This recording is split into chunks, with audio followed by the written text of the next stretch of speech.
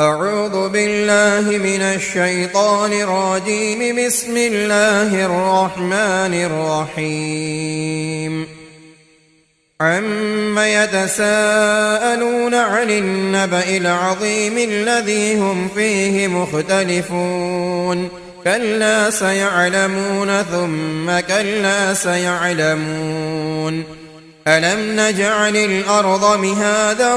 والجبال أوتادا وخلقناكم أزواجا وجعلنا نومكم سباتا وجعلنا الليل لباسا وجعلنا النهار معاشا وبنينا فوقكم سبعا شدادا وجعلنا سراجا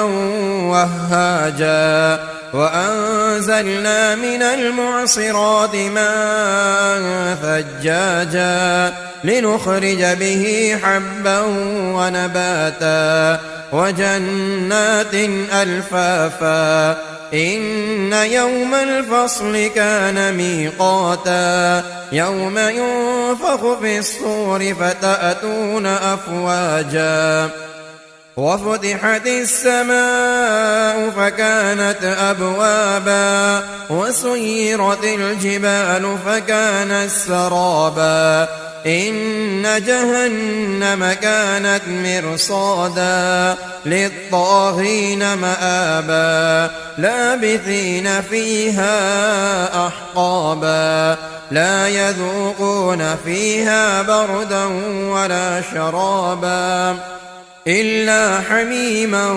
وغساقا جزاء وفاقا إنهم كانوا لا يرجون حسابا وكذبوا بآياتنا كذابا وكل شيء أحصيناه كتابا فذوقوا فلن نزيدكم إلا عذابا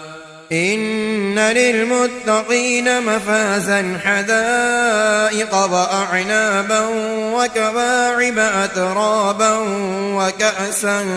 دهاقا لا يسمعون فيها لغوا ولا كذابا جزاء من ربك عطاء حسابا رب السماوات والأرض وما بينهما الرحمن لا يملكون منه خطابا يوم يقوم الروح والملائكة صفا لا يتكلمون إلا من أذن له الرحمن وقال صوابا ذلك اليوم الحق فمن شاء اتخذ إلى ربه مآبا إنا أنذرناكم عذابا قريبا يوم ينظر المرء ما قدمت يداه ويقول الكافر يا ليتني كنت ترابا. صدق الله